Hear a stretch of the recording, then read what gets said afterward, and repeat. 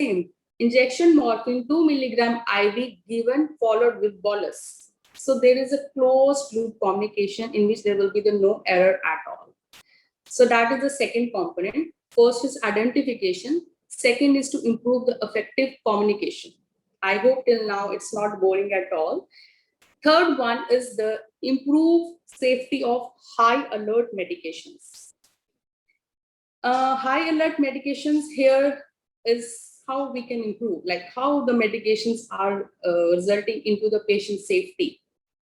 It is in the sense, here the medications are segregated and stored in a way that it is locked. There is a category of A and B. A consists of all the electrolytes like potassium chloride. And I don't know about now, but when I was back there, it was like potassium chloride is not locked. It will be there, but it's not locked. Injection tramadol. Injection tramadol here, if you have to take, it is inside a lock. You cannot take it directly. Here, the medication which you can found like in open is only paracetamol. So the categories are there. And why it is locked? Because once when you will go to take that medication and if it is locked, you will think why it is locked, because it will give you a time to think that it is a high alert. It is not a perfalgan, it is not a Zofran. So in a category A, we have kept the electrolytes like KCl, even the sodium bicarbonate. So the high concentrated electrolytes we have kept in the high alert A cupboard. In the B, we have all the cardiac, like we have antiarrhythmias, we have dopamines, we have inotropes, we have mannitol, even the water for injection is in high alert. So what we do to that medications, we put the sticker like this, high alert.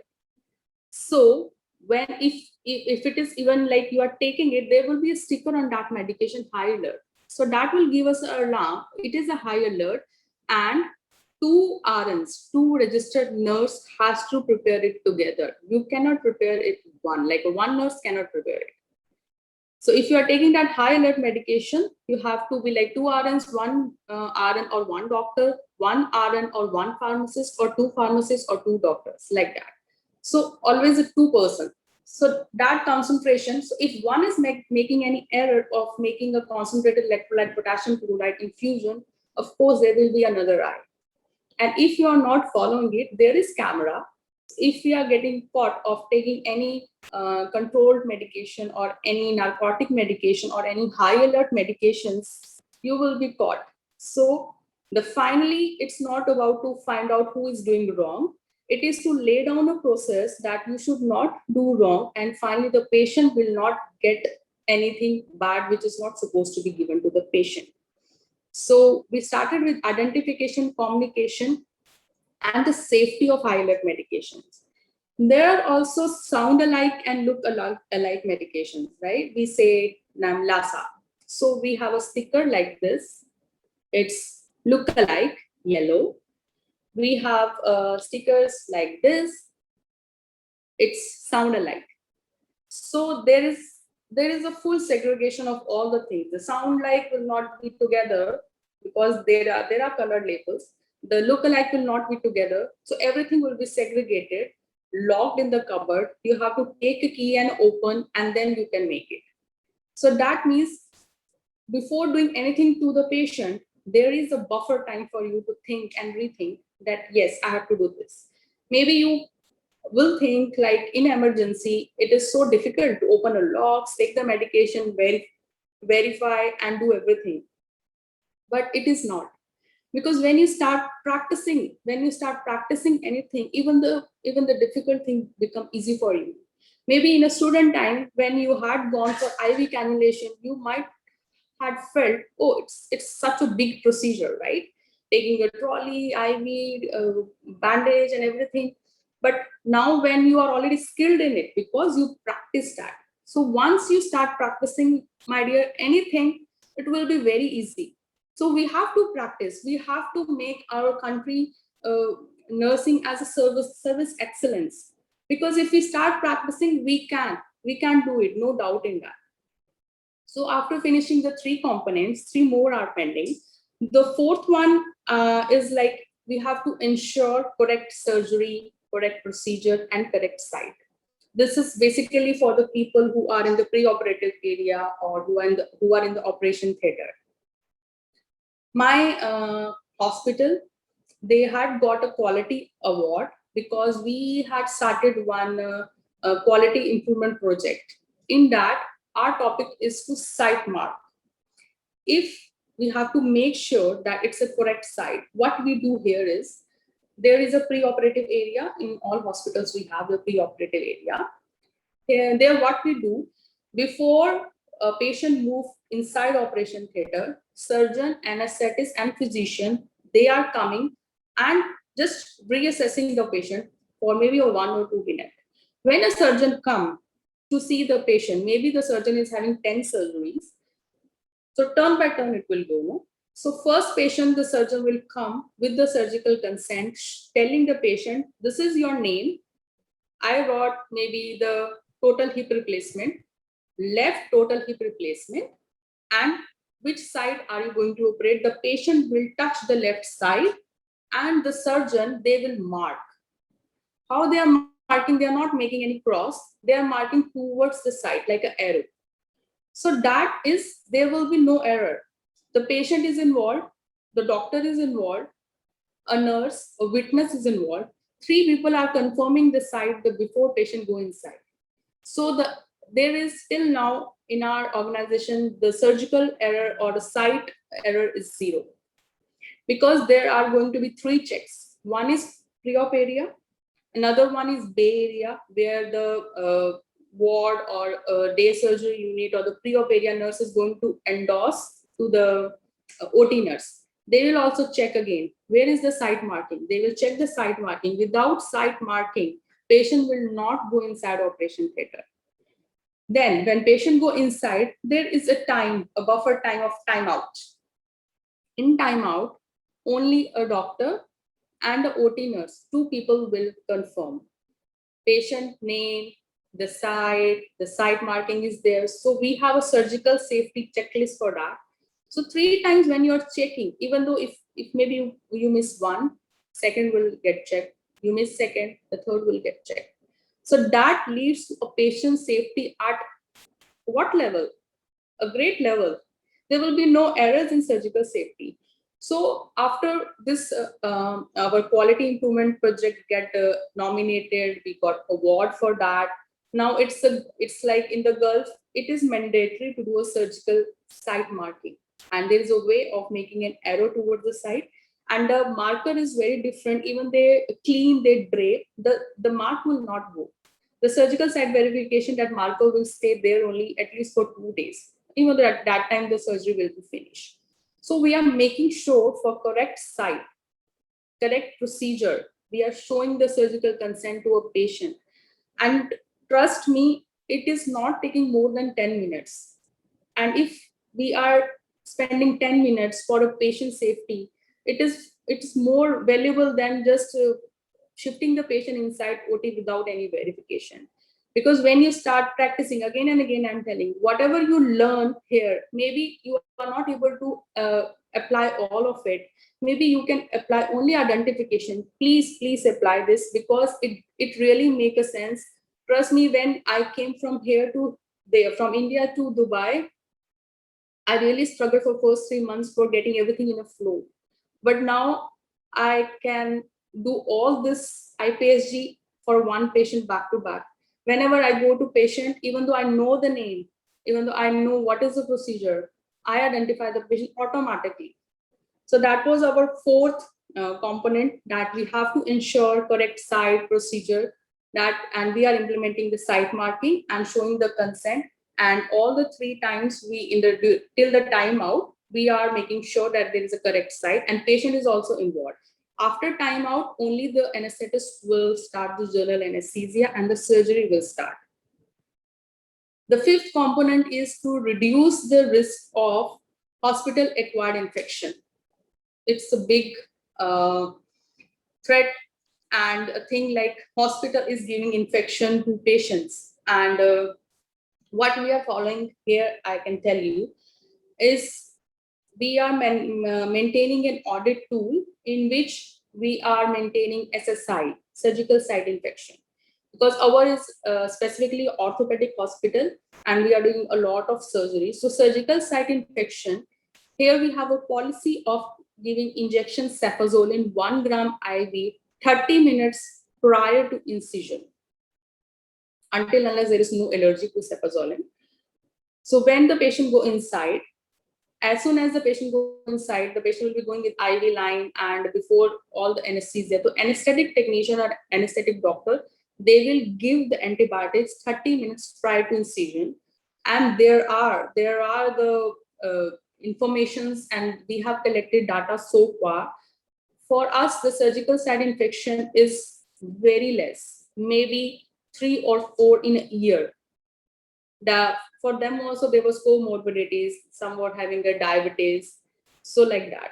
So now we made it as a process, like all the patients 30 minutes prior to their incision, prior to their surgery started, we are giving antibiotic injection cefazolin.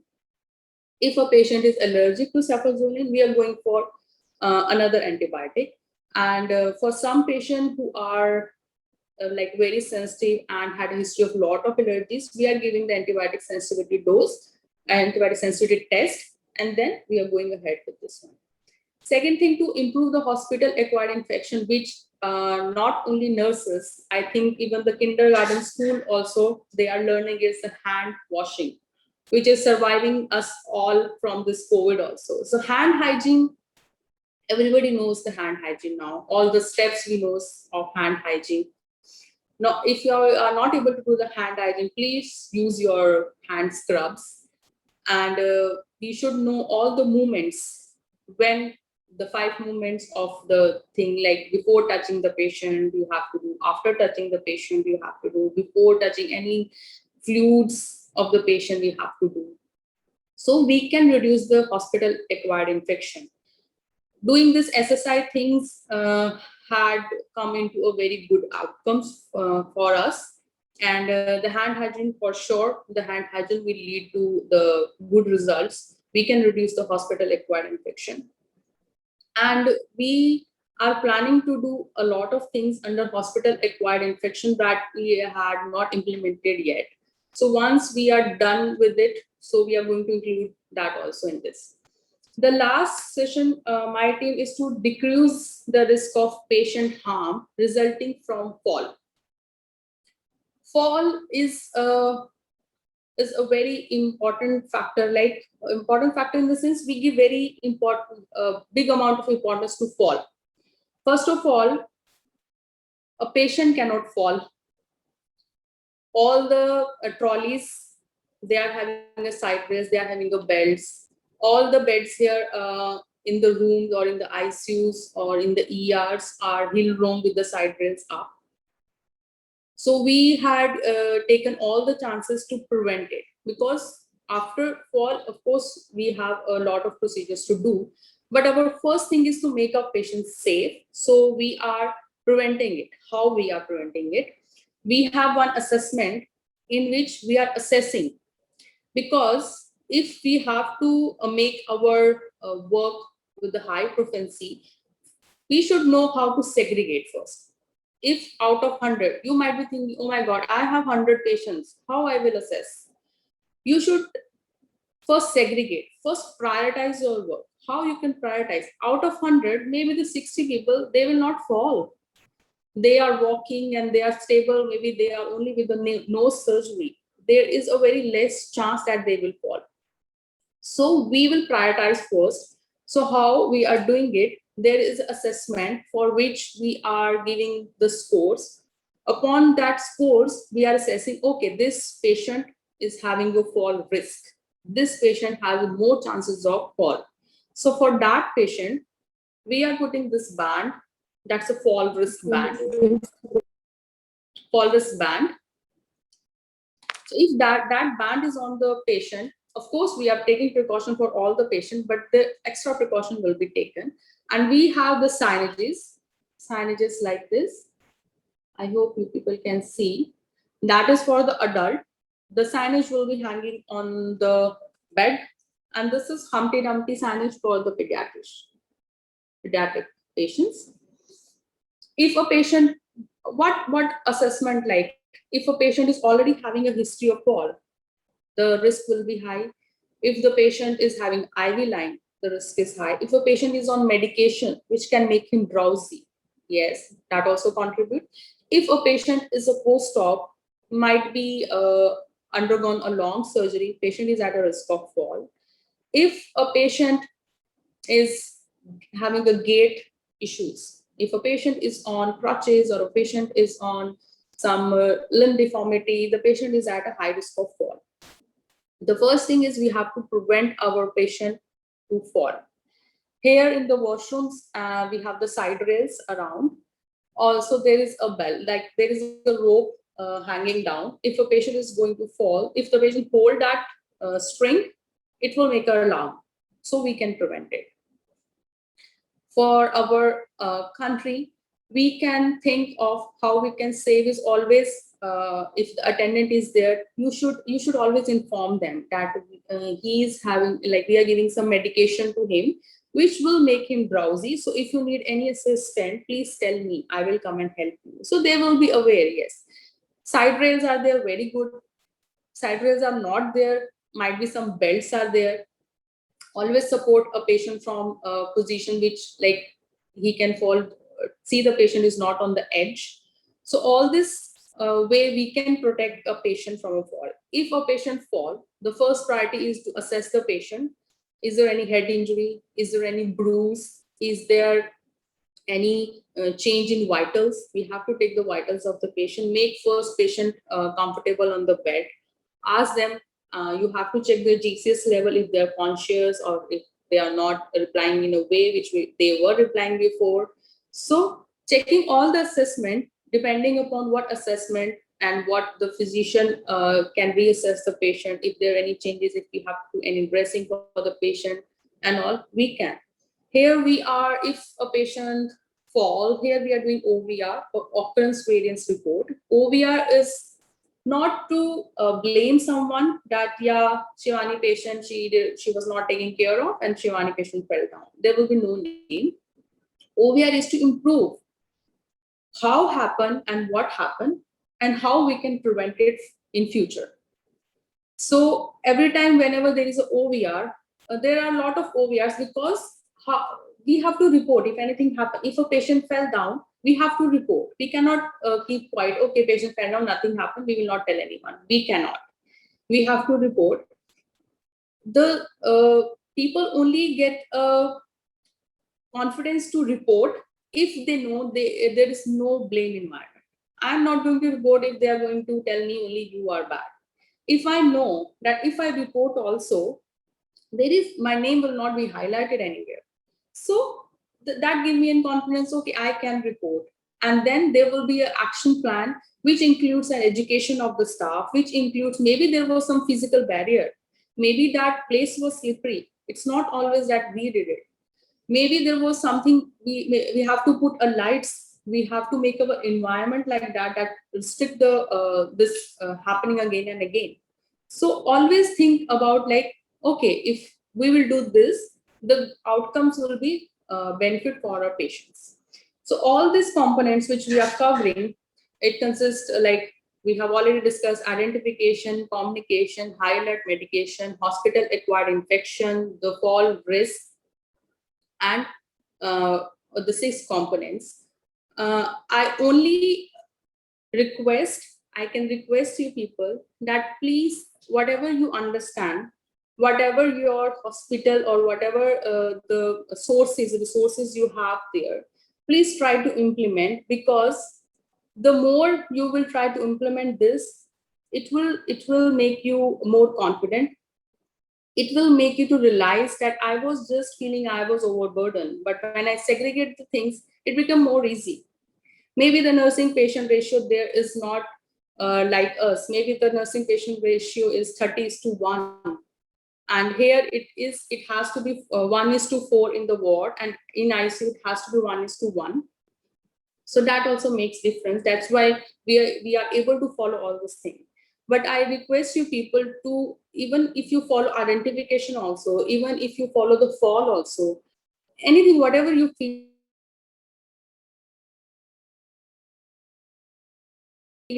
a safe environment for you also, for patient, of course, for you also, because you will be finding out that you are not making any errors. You are always cross checking before doing anything. So that's it from my side. I don't want to make it a boring session, because this is occasion of Nurses Day. That's it from my side. I hope you all like it. If any queries about anything, please let me know. We will go ahead and discuss. And thanks again. I want to thanks everyone, every faculty from that side to give me this opportunity, because I learned a lot to prepare this one. And thank you so much. Thank you. Any queries, please feel free to ask. About anything you can ask.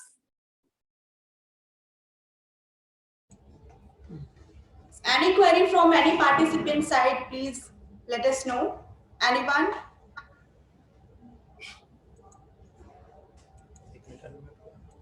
No, ma'am.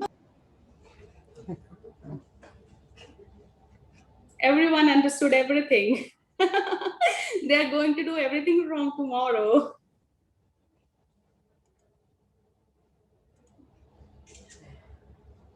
Yes, we have unmuted all the participants. So if anyone want to ask any query or have any question, feel free to ask.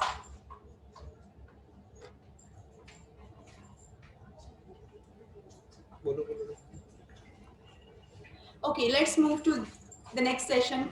Thank you so much, Shani ma'am, for being with us. I hope this will be a great learning experience for our clinical nurses, our nursing students. Thank you so much, ma'am, for being with us. Now, next, I would like to invite our most respected worthy Director Principal, ma'am, Professor Inderpreet Kaur, to have a session on the topic impact nurses and nursing students have on overall patient outcomes. Over to you, ma'am.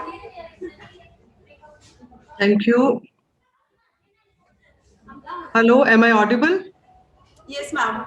Yes, ma'am. Okay, kindly share the screen, my PPT.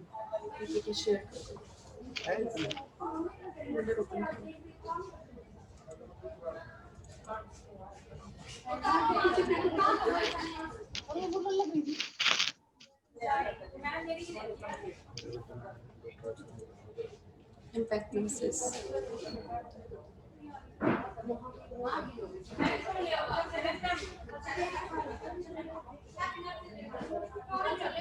It's on from our side, ma'am.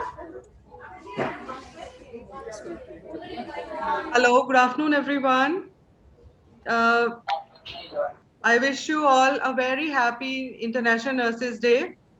It's a great day today, but because of the COVID pandemic, we are not celebrating it on a larger levels all over the world, because we know nurses are very busy in taking care of the COVID patients and their families.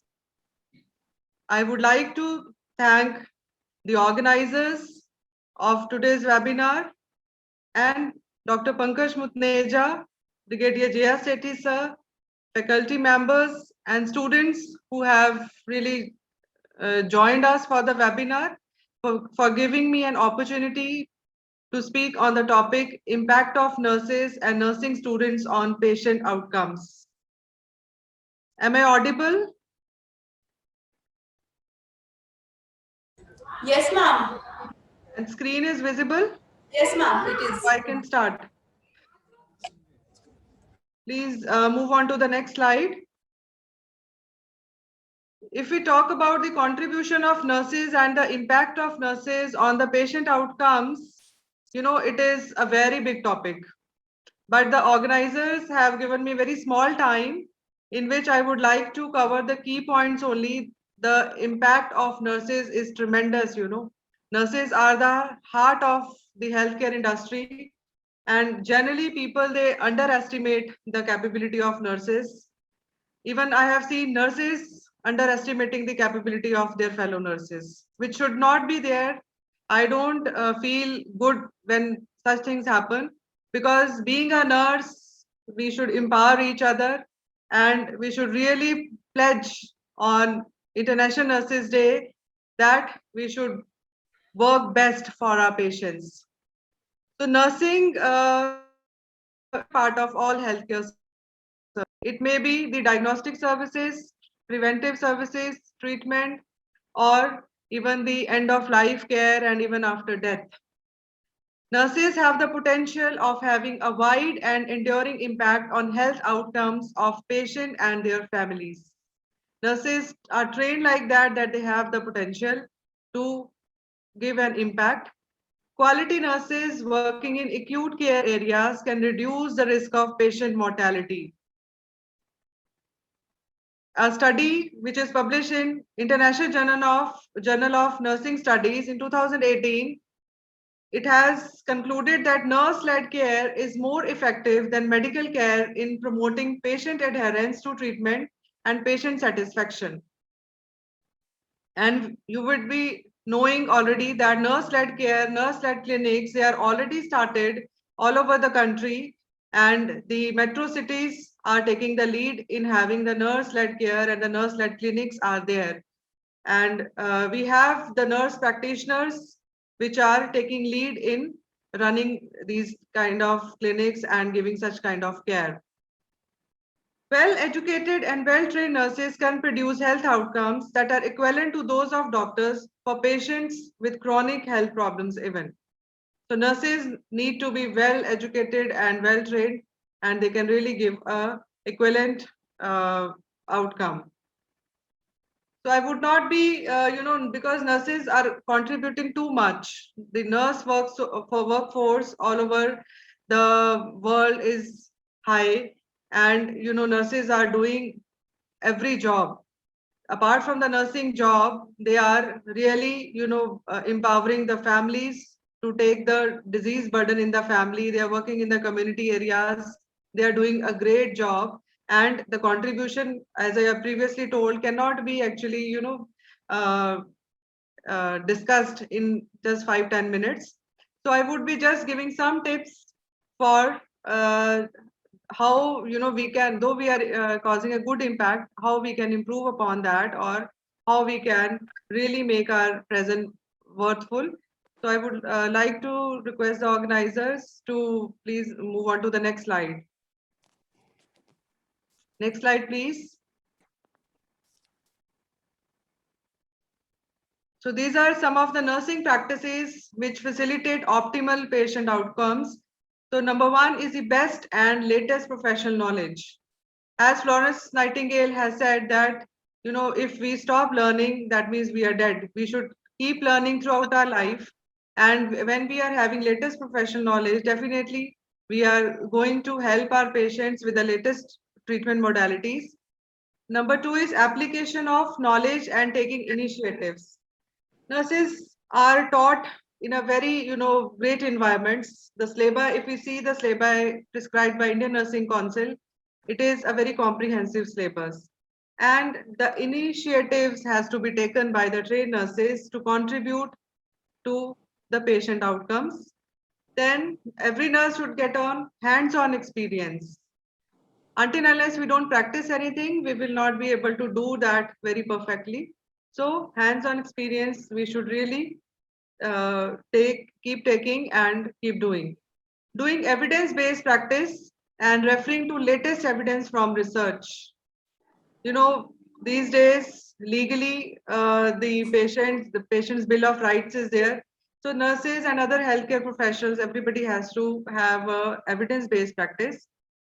And we should always refer to the latest research articles, and if there are some changes are prescribed in our way of care, and we should incorporate those changes into the protocols of hospitals as nurse leaders, and we can really benefit our patients. A nurse should always be having a critical thinking before doing the simple of the simplest thing, even before taking the temperature also, which is a very routine thing for the nurses. So we should really think critically. we should anticipate that this is a kind of range my patient is going to have for the temperature. This critical thinking will definitely empower us, our functions in a better manner. I have just given a simple example. Critical thinking is required in ICUs in different areas where there is danger to the life of the patients also. Next is establishing priorities. You know that nurses are the most busy person. They have to do many things during their shift timings. So they may be assigned with more than one patients. So definitely we should be establishing priorities. And you know, all patients are different. From one patient to another, the priorities may be different. Next is client-centered care. Sometimes, you know, what happens is there are two patients having the same disease, but as there are individual differences, the nurses should focus on the client-centered care, not the nursing-centered care. Like when we go to the hospital, we are on duty, we know that these 6 things I have to do, like, you know, bed making, then checking vital signs, giving medicines, then recording, and like that. But sometimes the client is not in that position that immediately, you know, we can ask the person to get up from the bed and, you know, since we have come and we have to give care to the patient. Sometimes it is not possible. Patient may be very sick today. So we have to think about the client first, and accordingly we should plan our care. The most important thing is the eliminating medication errors, which is very important. You know, medication errors are one of the biggest errors which happen all over the world and which causes harms to the patient. So we should try to eliminate, to the extent possible we can do. The medication errors are to be avoided at any cost, and that is why we should follow all the hours. We should update our knowledge regarding the medicines, and we should always be able to differentiate the different category of medicines to eliminate all these errors. The next practice which we can do to optimize the patient outcome is the providing holistic care to the clients. So which is very important these days. Holistic care is a concept, you know, which is very old in the Western culture, Western hospitals, but in India, it is now around 10, 15, 20 years old over here also. So this kind of care really give benefits to the patient and their families. And this is how they deal with the things in a better manner. Next is compassion in practice. Compassion is, you know, very, very important.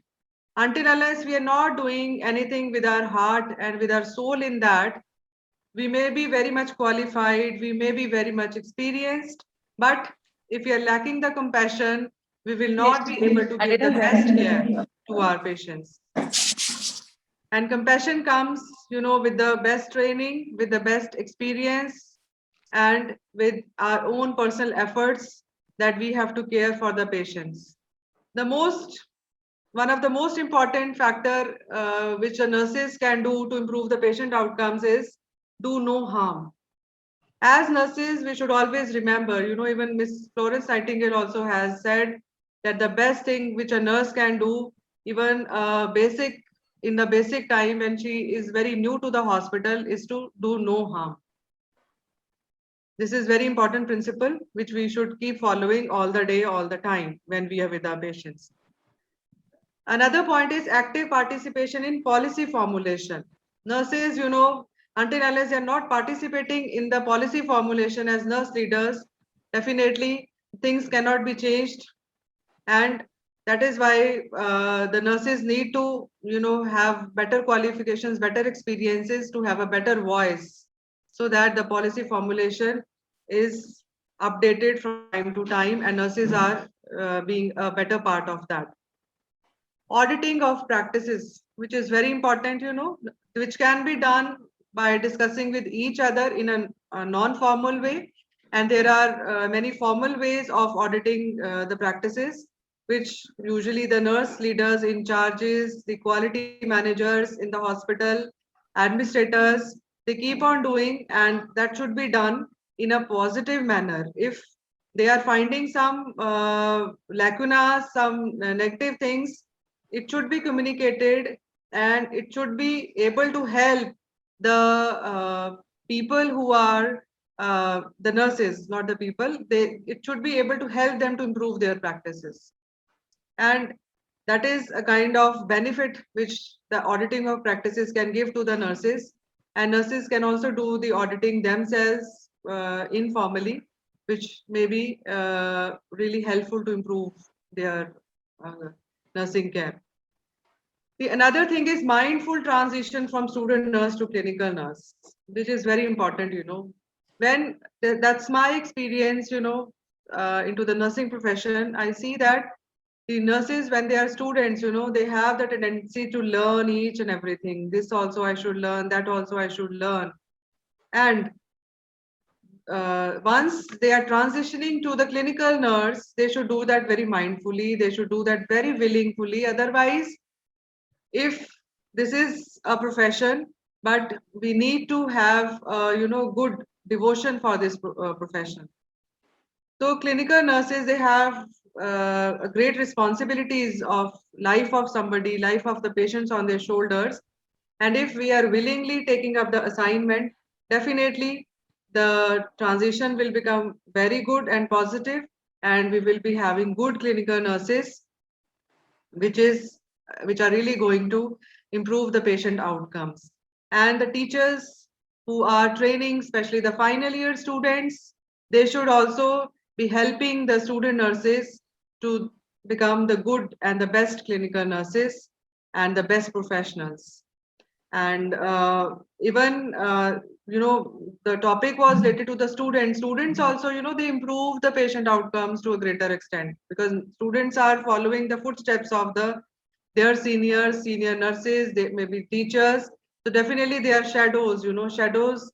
And that is how these practices, if the students are learning rightly from their student time, definitely they can also improve the patient outcomes in a very, very good manner. And the contribution of nurses to the healthcare industry, to the patients, is like a iceberg. You must be knowing the iceberg, the 99% of the iceberg is submerged in water, only the tip is visible up. So people generally go by the tip, that the nurses are doing this much only. But if you see the entire functioning of the nurses, definitely nurses are the people who are really, really contributing to the patient outcomes. And I wish a good time, and I wish that the nurses should take the responsibility at a higher level. And I pray to God to give best energy to the nurses, so that they can really improve more, they can contribute more to the nursing and the healthcare profession. And with all these words, I thank you all for the patient listening. And once again, next slide, please. Once again, I would wish you all a very happy Nurses Day. I would like to thank the organizers for giving me a chance to uh, discuss certain things which we can incorporate in our daily lives to improve the quality care, to give quality care to our patients. I wish you a very happy Nurses Day. Special nurses like you deserve a thank you for all you do. Thank you very much.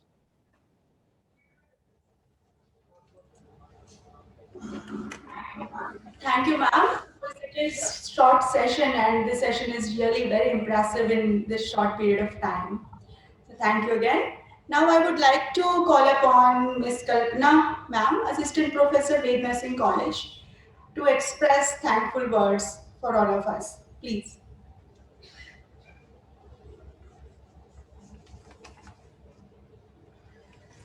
A very good afternoon to all of the respected guests present over here. First of all, I would like to thank you, Miss Nidhi ma'am, who gave me an opportunity to speak on this auspicious occasion, and it's a matter of honor for me. Thanksgiving is the greatest form of gratitude, and we all know that. Gratitude makes sense of our past, brings peace for today, and creates a vision for tomorrow. On the behalf of the entire Prem Institute of Medical Sciences, I would like to thank Honorable Chairman Dr. Pankaj Mukneja ji for his esteemed presence to grace the occasion and for delivering such an inspirational and motivational speech. I would like to thank respected Vice Chairman Dr. Rachna Mukneja ji for their kind presence to grace the occasion. I would like to thank Dr. Abhinav sir for their great presence to enlighten the program. I would like to thank Dr. Rini ma'am for being with us to grace this occasion. I would like to thank our chief guest, Ms. Shivani Kaushal ma'am, for their kind presence and to deliver such an inspirational speech. I would like to thank our CEO sir, Brigadier J.R. Sethi sir, for motivating all of us by his inspirational words. I would also like to thank our Director Principal Ma'am, Professor Inderpreet Kaur Ma'am, for their esteemed presence of and for their keen guidance in every stage and phase of dedication and hard work. I would like to thank our Vice Principal and organizer and moderator of International Nurses Day event, Ms. Nidhi Sharma ma'am, for motivating and enhancing our professional skills by organizing this event. I would like to thank respected NS ma'am, Mrs. Kuldeep Kaur, DNS ma'am, Miss Meena ma'am, and quality manager, Mrs. Rupali, for their consistent support. I would like to thank the member of IT technical sector, Mr. Akash Sharma and Mr. Sun, for maintaining the continuous connectivity to avoid any external interruption. I would also like to thank Mr. N. Pandey for the mass and media advertisement. At last, I would like to thank all the faculty members and dear lovely participants. From the depth of my heart, it's always been our pleasure to have you all with us. I appreciate the hard work of all the nurses and their sacrifice to be the work when so many others are at home to run towards the danger instead of running away and to continue put the needs of others before your own needs. Thank you to all the nurses for being our nation guiding light in the face of this adversity. We all appreciate from the bottom of our heart that you all risking your health to make our community safe. I would like to thank you from the bottom of my heart for the kindness, empathy, and endless love. God will bless you all for carrying us. Stay safe and know we all are with you and thinking of you. Thank you.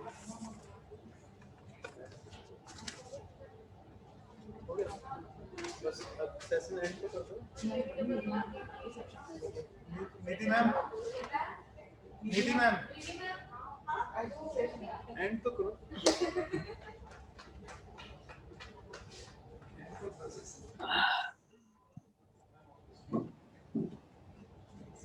Thanks everyone for being with us. I would like to again wish everybody a very happy International Nurses Day. Thank you all. Good evening. Nice.